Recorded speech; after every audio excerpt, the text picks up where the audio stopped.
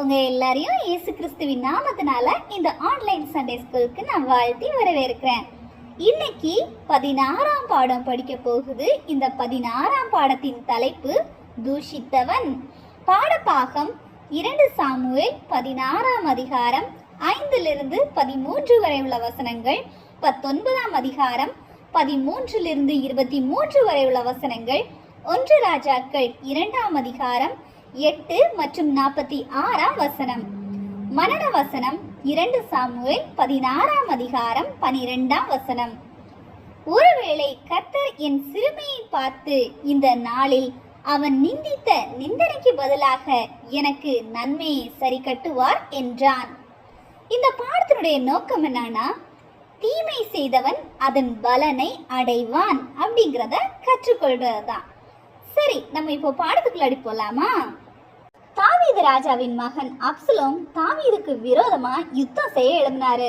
அப்போது தாவீது ராஜாவும் அவருடைய ஊழியக்காரர்களும் ஜனங்களும் பாகுரிம் என்கிற இடத்துக்கு கால்நடையா நடந்து வந்தாங்க. அவ்விதமாக வருகிற வழியில சவுல் ராஜாவின் வம்சத்தை சார்ந்த பென்யமின் கோத்திரத்தானான சீமேயி என்கிறவர் தாவீது ராஜாவை தூஷித்து கொண்டே தாவீதின் மேலும் ஊழியக்காரர் மேலும் கற்களை எறிஞ்சாரு. தாவீதை நோக்கி, இரத்த பிரியனே, பேலியாளின் மனுஷனே, தொலைந்து போ.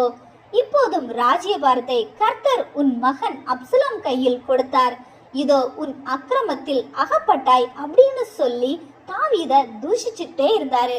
அப்ப செருயாவின் குமாரன் அபிசாயி என்கிறவரு தாவீது ராஜாவை நோக்கி, அந்த செத்த நாய் ராஜாவை தூஷிப்பானேன், நான் போய் அவன் தலையை வாங்கி போடட்டுமா அப்படின்னு சொல்லிட்டு தாவீது கிட்ட கேட்கிறாரு. அதுக்கு தாவீது ராஜா பிரதியுத்தரமாக, கர்த்தர் அவனை தூஷிக்க அனுமதித்திருக்கிறார் அப்படின்னு சொல்லி அவனை தடுத்தாரு. ஆனாலும் இந்த சீமையை விடாம அவர் போகிற வழியெல்லாம் அவருக்கு எதிராக போய் கற்களை எரிந்து மண்ணை தூற்றி கொண்டே வந்தாரு.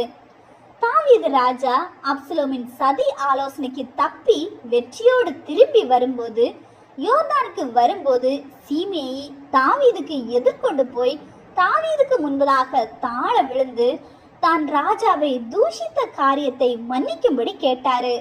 தாவீது தான் மரணமடையும் முன்பு தன் மகன் சாலமோனிடத்துல, சீமேயி என்னை கொடிய தூஷணமாய் தூஷித்தான், ஆனாலும் அவன் யோர்தானிலே எனக்கு எதிர்கொண்டு வந்தபடியினால் நான் அவனை பட்டயத்தினால் கொன்று போடுவது இல்லை என்று கர்த்தர் பேரில் ஆணையிட்டு கொடுத்தேன். ஆனாலும் நீ அவனை குற்றமற்றவனாய் எண்ணாதே. அவனுடைய நரமயிரை இரத்தத்துடன் பாதாளத்தில் இறங்க பண்ண நீ அவனுக்கு செய்ய வேண்டியதை அறிவாய் அப்படின்னு சொல்லிட்டு தாவீது தன்னுடைய மகனுக்கு இதை எல்லாத்தையுமே சொல்லி கொடுத்தாரு. குறிக்கப்பட்ட நாள்ல சாலமோனின் வார்த்தைக்கு கீழ்ப்படியாத சீமேயியை பெனாயா கொலை செஞ்சாரு. உண்மைதானே பிள்ளைங்களே? சீமேயி தாவீதை தூஷிச்சபடியினால தண்டிக்கப்பட்டாரு. நாமும் மற்றவர்களை பெரியவர்களை ஒரு நாளும் தூஷிக்க கூடாது. உன் எஜமானை உன் படுக்கையிலும் தூஷியாதே அப்படின்னு சொல்லிட்டு வேதம் நமக்கு கற்றுக் கொடுக்கிறது. நம்மளும் பெரியவர்களை கனம் பண்ணி வாழணும்.